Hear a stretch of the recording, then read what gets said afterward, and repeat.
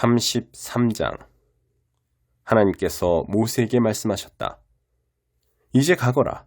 내가 이집트 땅에서 이끌어낸 백성과 함께 이곳을 떠나거라. 내가 아브라함과 이삭과 야곱에게 내 후손에게 주겠다고 약속한 땅을 향해 가거라. 내가 천사를 너희보다 앞서 보내어 가나안 사람과 아모리 사람과 헷 사람과 브리스 사람과 히윗 사람과 여부스 사람을 몰아내겠다. 그 땅은 젖과 꿀이 흐르는 땅이다. 그러나 나는 너희와 함께하지 않겠다. 너희는 고집이 세고 목이 뻣뻣한 백성이다. 내가 너희와 함께 가다가는 너희를 없애버릴지도 모른다. 백성이 이 엄한 결정을 듣고는 슬픔에 빠져 침통한 표정을 지었다. 장신구를 몸에 걸치는 사람이 아무도 없었다. 하나님께서 모세에게 말씀하셨다. 이스라엘 자손에게 전하여라. 너희는 목이 뻣뻣한 백성이다. 나는 너희와 한순간도 같이 있을 수 없다.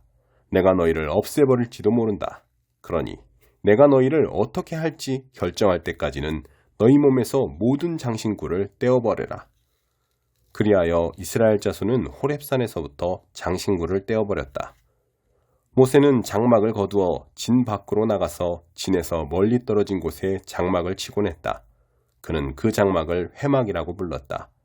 하나님을 찾는 사람은 누구나 진 밖에 있는 회막으로 나아갔다. 그 일은 이렇게 진행되었다. 모세가 회막으로 나아갈 때면 온 백성이 주의하여 서 있었다. 그들은 모세가 회막에 들어갈 때까지 저마다 자기 장막 입구에 서서 그를 지켜보았다. 모세가 회막에 들어갈 때면 구름 기둥이 회막 입구로 내려와 하나님께서 모세와 이야기를 나누셨다. 구름 기둥이 내려와 회막 입구에 머무는 것을 볼 때면 온 백성이 모두 일어섰다. 저마다 자기 장막 입구에 주의하여 서 있다가 엎드려 경배했다. 하나님께서는 마치 이웃이 서로 이야기를 나누듯이 모세와 얼굴을 마주하고 말씀을 나누셨다. 모세가 진으로 돌아가도 그의 젊은 부관 여호수아는 회막을 떠나지 않고 그대로 머물렀다. 모세가 하나님께 아뢰었다. 보십시오. 하나님께서는 제게 이 백성을 이끌고 가라고 하셨지만 누구를 저와 함께 보내실지는 알려주지 않으셨습니다. 주께서는 제게 나는 너를 잘 안다. 너는 내게 특별한 존재다 하고 말씀해 주셨습니다. 제가 주께 특별한 존재라면 주의 계획을 알려주십시오. 그러면 제가 계속해서 주께 특별한 존재가 될 것입니다. 이 백성은 주의 백성이며 주의 책임이라는 것을 기억해 주십시오. 하나님께서 말씀하셨다. 내가 친히 너와 함께 가겠다. 내가 이 여정을 끝까지 지켜보겠다. 모세가 아뢰었다. 주께서 여기서 앞장서 가지 않으시려거든 지금 당장 이 여정을 취소해 주십시오. 그러지 않으시면 주께서 저와 함께 하시고 저뿐 아니라 우리 백성과 함께 하신다는 것을 어떻게 알겠습니까? 저희와 함께 가시겠습니까? 가지 않으시겠습니까? 주께서 함께 가지 않으시면 이 세상 다른 모든 민족 가운데서 저와 주의 백성이 주께 특별한 존재라는 것을 저희가 어떻게 알겠습니까? 하나님께서 모세에게 말씀하셨다. 알겠다. 내가 말한 대로 하겠다. 내가 너를 잘 알고 너는 내게 특별한 존재이기 때문이다. 내가 너를 잘 안다. 모세가 아뢰었다. 부디 주의 영광을 제게 보여주십시오. 하나님께서 말씀하셨다. 내가 나의 선한 것을 내 앞으로 지나가게 하고 내 앞에서 하나님의 이름을 선포하겠다. 나는 내가 선대하고자 하는 자를 선대하고 내가 긍휼을 베풀고자 하는 자에게 긍휼을 베풀 것이다. 하나님께서 또 말씀하셨다. 그러나 내가 내 얼굴은 보지 못할 것이다. 나를 본 사람은 아무도 살 수 없기 때문이다. 하나님께서 말씀하셨다. 보아라, 여기 내 옆에 자리가 있다. 이 바위에 서 있어라. 나의 영광이 지나갈 때 내가 너를 바위 틈에 두고 내가 다 지나갈 때까지 너를 내 손으로 덮어주겠다. 그런 다음 내가 손을 치우면 너는 내 등을 보게 될 것이다. 그러나 내 얼굴은 보지 못할 것이다. 12장. 그분 발에 향유를 부은 여인. 유월절 엿새 전에 예수께서 베다니로 들어가셨다. 그곳에는 얼마 전에 죽은 자들 가운데서 살아난 나사로가 살고 있었다. 나사로와 그의 누이들이 자신들의 집에서 저녁 식사를 하자고 예수를 초대했다. 마르다는 시중 들고 나사로는 사람들과 함께 식탁에 앉아 있었다. 마리아가 아주 값비싼 향유 한 병을 가지고 들어와서 예수의 발에 붓고 자기 머리카락으로 그 발을 닦아드렸다. 향유 냄새가 집안에 가득했다. 제자들 가운데 한 사람으로 이미 그때 예수를 배반할 준비가 되어 있던 가룟 유다가 말했다. 왜 이 향수를 팔아서 그 돈을 가난한 사람들에게 주지 않습니까? 팔면 은화 300은 충분히 받을 텐데. 이렇게 말한 것은 그가 가난한 사람들을 생각해서가 아니라 도둑이었기 때문이다. 그는 일행의 공금을 맡고 있었는데 그것을 빼돌리기도 했다. 예수께서 말씀하셨다. 그 여자를 가만두어라. 그 여자는 내 장례식을 내다보고 예를 표한 것이다. 가난한 사람들은 너희와 항상 함께 있지만 나는 너희와 항상 함께 있는 것이 아니다. 예수께서 다시 마을에 오셨다는 소문이 유대인들 사이에 퍼졌다. 사람들이 예수뿐만 아니라 죽은 자들 가운데서 살아난 나사로도 보려고 몰려왔다. 대제사장들은 나사로를 죽이기로 모의했다. 나사로 때문에 많은 유대인들이 예수를 믿었기 때문이다. 예루살렘 입성. 이튿날 명절을 지키러 와 있던 많은 무리가 예수께서 예루살렘에 들어오신다는 말을 들었다. 그들은 종려나무 가지를 꺾어들고 그분을 맞으러 나가서 환호했다. 호산나, 복되다. 하나님의 이름으로 오시는 이여, 복되다. 이스라엘의 왕이여. 성경에 기록된 대로 예수께서 어린 나귀를 얻어 타셨다. 두려워하지 마라, 딸 시온아. 너의 왕이 오시는 모습을 보아라. 나귀 새끼를 타고 오신다. 제자들은 성경의 많은 구절이 성취된 것을 당시에는 알아채지 못했다. 그러나 예수께서 영화롭게 되신 뒤에 그들은 그분에 대해 기록된 것과 그분께 일어난 일이 일치한다는 것을 기억해냈다. 예수께서 나사로를 불러 죽은 자들 가운데서 일으키실 때 그 자리에 있던 사람들이 자신들이 목격한 것을 이야기했다. 그들이 얼마 전에 있었던 하나님의 표적에 대해 소문을 퍼뜨렸기 때문에 환영하는 무리가 더 늘어났던 것이다. 바리새인들이 그 모습을 보고 체념하듯 말했다. 이제는 통제불능이요. 온 세상이 저자의 뒤를 따라 몰려가고 있소. 나를 따라오너라. 명절을 맞아 예배를 드리려고 올라온 그리스 사람들이 있었다. 그들이 갈릴리 벳세다 출신인 빌립에게 다가가서 말했다. 선생님, 우리가 예수를 뵙고 싶습니다. 도와주시겠습니까? 빌립이 안드레에게 가서 말했다. 안드레와 빌립이 예수께 가서 말씀드리자 예수께서 대답하셨다. 때가 되었다. 인자가 영광을 받을 때가 왔다. 잘 들어라. 밀알 하나가 땅에 묻혀 완전히 죽지 않으면 한 알 그대로 남아있다. 그러나 밀알 하나가 땅에 묻혀 죽으면 싹이 나서 몇 배의 열매를 맺는다. 마찬가지로 누구든지 현재의 목숨에 집착하는 사람은 그 목숨을 잃을 것이다. 그러나 앞뒤를 재지 않는 사랑으로 그 목숨을 버리는 사람은 참되고 영원한 생명을 얻게 될 것이다. 너희 가운데 누구든지 나를 섬기려는 사람은 나를 따라오너라. 나를 섬기는 사람은 내가 있는 곳에 있게 될 것이다. 누구든지 나를 섬기는 사람은 아버지께서 높여주시고 상 주실 것이다. 내 마음은 몹시 흔들리고 있다. 그러니 내가 무슨 말을 하겠느냐? 아버지, 나를 여기에서 벗어나게 해주십시오 라고 말해야 하겠느냐? 아니다. 나는 처음부터 이것 때문에 온 것이다. 나는 아버지의 영광을 드러내 보이십시오 라고 말하겠다. 그러자 하늘에서 한 음성이 들려왔다. 내가 이미 영화롭게 했고 앞으로도 영화롭게 할 것이다. 그 소리를 들은 무리가 말했다. 천둥 소리다. 다른 사람들이 말했다. 천사가 이분께 말한 것이다. 예수께서 말씀하셨다. 이 음성은 나를 위해서가 아니라 너희를 위해서 들려온 것이다. 지금 이 순간에 세상은 위기에 처해 있다. 이제 이 세상의 통치자인 사탄이 쫓겨날 것이다. 그리고 내가 이 땅에서 들려 올라갈 때 나는 모든 사람을 이끌어서 내 주위로 모을 것이다. 예수께서 이렇게 말씀하신 것은 자신이 어떤 죽임을 당할지 보여주시려는 것이었다. 무리 가운데 대답하는 소리가 들려왔다. 우리는 하나님의 율법에서 메시아가 영원히 계신다고 들었습니다. 그런데 선생님은 인자가 들려야 한다고 하시니 어째서 그래야 합니까? 선생님이 말씀하신 인자가 누구입니까? 예수께서 말씀하셨다. 빛이 너희 가운데 있는 것은 잠시뿐이다. 빛이 너희 가운데 있는 동안 다녀라. 그래서 어둠이 너희를 멸하지 못하게 하여라. 너희가 어둠 속에 다니면 자신이 어디로 가는지 알지 못한다. 빛이 너희와 함께 있는 동안 그 빛을 믿어라. 그러면 그 빛이 너희 안에 있으면서 너희 삶을 속속들이 비출 것이다. 너희는 빛의 자녀가 될 것이다. 나를 믿는 사람은 나를 보내신 분을 믿는 것이다. 예수께서 이 모든 것을 말씀하시고 나서 몸을 숨기셨다. 예수께서 이 모든 하나님의 표적을 보여주셨지만 그들은 받아들이지도 않았고 그분을 신뢰하지도 않았다. 이 일로 예언자 이사야의 말이 옳다는 것이 확인되었다. 하나님, 우리가 전한 말을 누가 믿었습니까? 하나님께서 팔을 뻗어 행하려고 하시건만 누가 그것을 알아보았습니까? 처음에 그들은 믿으려 하지 않았고 나중에는 믿을 수도 없었다.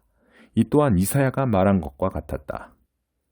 그들의 눈은 멀었고 그들의 마음은 완고해졌으니 이는 그들이 눈으로 보고 마음으로 깨달아서 나 하나님께로 돌아와 내게 고침을 받지 못하게 하려는 것이다.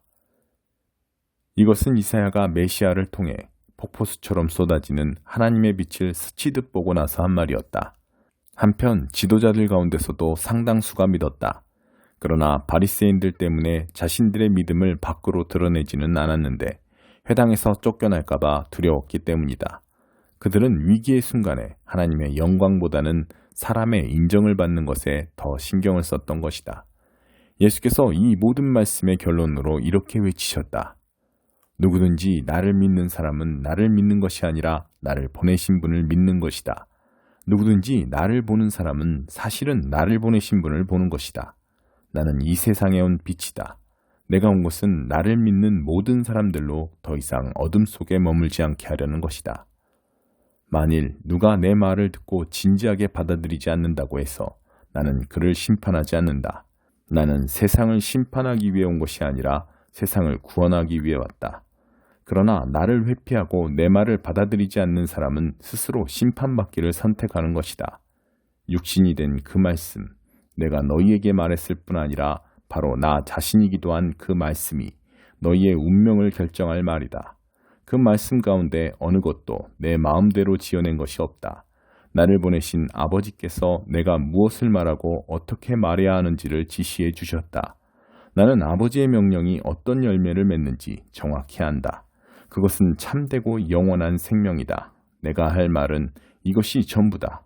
아버지께서 내게 말씀하신 것을 나도 너희에게 말한다. 9장 지혜가 잔치를 연다. 지혜가 7기둥을 깎아 세워 집을 짓고 가구를 들였다. 잔치 음식을 준비했다. 양고기를 굽고 포도주를 따르고 은식기와 꽃으로 식탁을 차렸다. 여종들은 물러가게 한 다음 직접 시내로가 눈에 잘 띄는 곳에 서서 그의 목소리를 듣는 모든 사람을 초대한다. 사는 게 혼란스럽냐? 뭐가 어떻게 돌아가는지 모르겠느냐? 나와 함께 가자. 함께 만찬을 들자. 갓 구운 빵, 구운 양고기, 고르고 고른 포도주로 근사한 식탁을 차려놓았다. 무기력한 혼란을 떨치고 생명의 길, 의미 있는 삶의 길을 걸어라. 오만하게 빈정대는 자를 타이르면 뺨을 맞고 못된 행동을 지적하면 정강이를 걷어차일 것이다. 그러니 비웃는 자에게 시간을 낭비하지 마라. 수고의 대가로 욕만 먹게 될 것이다. 그러나 인생을 귀하게 여기는 사람을 꾸짖는 것은 다르다. 그들은 그 보답으로 너를 사랑할 것이다. 지혜로운 사람들에게만 훈계를 해라. 그들이 더 지혜로워질 것이다. 내가 아는 바를 선한 사람들에게 말해주어라. 그들이 유익을 얻을 것이다. 삶의 진수는 하나님을 경외하는 것에서 시작된다. 인생에 대한 통찰력은 거룩하신 하나님을 아는 데서 나온다. 지혜를 통해 인생의 깊이가 더해지고 성숙한 나날이 펼쳐진다. 지혜롭게 살면 지혜가 내 삶에 스며들 것이다. 삶을 무시하면 삶 또한 너를 무시할 것이다. 이번에는 뻔뻔하고 머리가 텅 빈 경박한 여자 매춘부가 등장하는구나. 그 여자는 시내 중심가에 있는 자기 집 문 앞에 앉아 제 길 가는 사람들에게 큰 소리로 외친다. 사는 게 혼란스러운가요? 뭐가 어떻게 돌아가는지 모르겠어요? 나와 함께 달아나요. 좋은 시간 보내게 해줄게요. 아무도 모를 거예요. 최고의 시간을 안겨줄게요. 그러나 사람들은 모른다. 그 여자의 벽장에 해골이 가득한 것을. 그 여자를 찾아간 자들이 모두 지옥에 떨어졌다는 것을. 2장. 그리스도께서 벽을 허무셨습니다. 얼마 전까지만 해도 여러분은 죄로 인해 낡고 정체된 삶에 빠져 있었습니다. 그때 여러분은 참된 삶에 대해서는 아무것도 모르고 이 세상이 가르쳐주는 대로 살았습니다. 여러분은 더러운 불신을 폐에 가득 채우고서 불순종의 기운을 내뿜었습니다. 우리는 너나 없이 자기가 하고 싶은 것을 마음대로 하며 그렇게 살았습니다. 우리 모두가 같은 배를 타고 있었던 것입니다. 하나님께서 평정심을 잃고 우리 모두를 쓸어버리지 않으신 것은 정말로 놀라운 일입니다. 오히려 하나님은 한없는 자비와 믿을 수 없을 만큼 엄청난 사랑으로 우리를 품어주셨습니다. 하나님은 죄로 죽은 우리 생명을 떠맡으시고 그리스도 안에서 우리를 살리셨습니다. 하나님은 그 모든 일을 우리의 도움 없이 혼자서 이루셨습니다. 그런 다음 우리를 들어올리셔서 가장 높은 하늘에 메시아 예수와 함께 앉게 하셨습니다. 지금도 하나님께서는 우리를 그분이 원하시는 곳에 두시고 이 세상에서나 저 세상에서나 그리스도 예수 안에서 은혜와 사랑을 우리에게 쉼없이 쏟아부어 주십니다. 구원은 전적으로 하나님이 생각해내신 일이고 전적으로 그분이 하신 일입니다. 우리가 할 일은 다만 하나님께서 그 일을 행하시도록 그분을 신뢰하는 것입니다. 구원은 처음부터 끝까지 하나님의 선물입니다. 주인공 역할은 우리 몫이 아닙니다. 우리가 주인공 역할을 했다면 우리는 모든 일을 우리가 했다고 떠벌리며 돌아다녔을 것입니다. 하지만 그렇지 않습니다. 우리는 우리 자신을 만들 수도 구원할 수도 없습니다. 만들고 구원하는 일은 하나님이 하시는 일입니다. 하나님은 그리스도 예수를 통해 우리 각 사람을 지으셨습니다.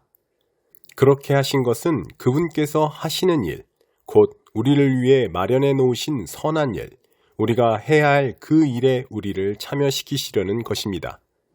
그러나 이 일 가운데 어떤 것도 당연한 것으로 여기지 마십시오. 불과 얼마 전까지만 해도 여러분은 하나님의 방법에 대해서는 아무것도 알지 못하는 이방인이었습니다. 그때 여러분은 하나님이 일하시는 방식이 무엇인지도 몰랐고 그리스도가 누구신지도 전혀 알지 못했습니다. 여러분은 하나님이 이스라엘 안에 펼치신 풍성한 언약과 약속의 역사에 대해서도 전혀 알지 못했고 그분께서 이 세상에서 무슨 일을 하고 계신지에 대해서도 무지했습니다. 전에는 밖에 있던 여러분이 이제는 죽음을 맞으시고 피를 흘리신 그리스도로 말미암아 안으로 들어와서 모든 일에 참여하게 되었습니다. 메시아께서 우리 사이를 화해시키셨습니다. 이제 밖에 있던 이방인과 안에 있는 유대인 모두가 이 일에 함께하도록 하셨습니다.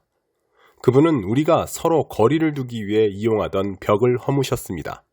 그분은 도움보다는 방해가 되었던 깨알 같은 글자와 각주로 꽉 찬 율법 조문을 폐지하셨습니다. 그런 다음에 전혀 새로운 출발을 하셨습니다. 여러분은 오랜 세월 동안 증오와 의심에 사로잡혀 둘로 갈라져 있던 사람들을 그대로 두지 않으시고 새로운 인류를 지으셔서 누구나 새 출발을 하게 하셨습니다. 그리스도께서 십자가에서 죽으심으로 우리를 화해시키셨습니다. 십자가는 우리로 하여금 서로 껴안게 했습니다. 이로써 적대 행위는 끝났습니다. 그리스도께서 오셔서 밖에 있던 여러분에게 평화를 전하시고 안에 있는 우리에게도 평화를 전하셨습니다. 그분께서는 우리를 동등하게 대하셨고 우리로 하여금 동등한 사람이 되게 하셨습니다. 그분을 통해 우리 모두가 같은 성령을 받았고 동등한 자격으로 아버지께 나아가게 되었습니다. 너무도 분명하지 않습니까? 여러분은 더 이상 떠돌이 유랑민이 아닙니다. 이 믿음의 나라가 이제 여러분의 본향입니다. 여러분은 더 이상 나그네나 이방인이 아닙니다. 여러분은 이 믿음의 나라에 속한 사람입니다. 여러분은 여느 사람 못지않게 그리스도인이라는 이름에 딱 어울리는 사람입니다. 하나님은 한 집을 짓고 계십니다.